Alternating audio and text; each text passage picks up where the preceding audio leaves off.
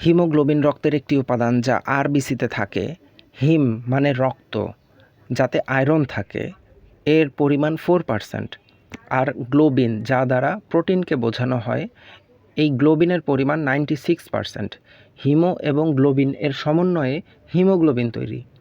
এখানে red blood cell বা RBC এর রং লাল হয় কারণ এতে হিমোগ্লোবিন আছে, আর এর জন্য রক্ত লাল দেখায়।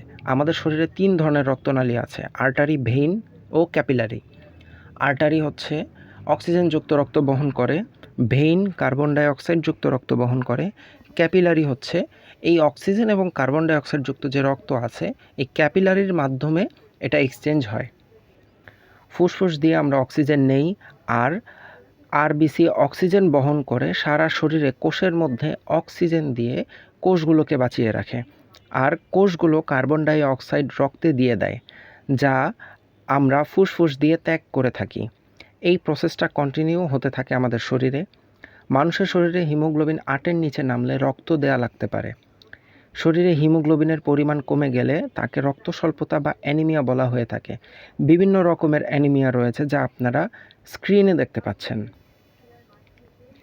Vitamin B12, B complex, iron, folic acid, zinc এর অভাব, ওষুধের সাইড এফেক্টের জন্য যেমন কেমোথেরাপি ইত্যাদিতে অ্যানিমিয়া দেখা দেয়। পরবর্তী ভিডিওতে দেখব এর অভাবে কি হয় আর এর চিকিৎসা কী, তা খুব ডিটেলসে জানব। তাই আমাদের সাথে আপডেট থাকুন। ধন্যবাদ।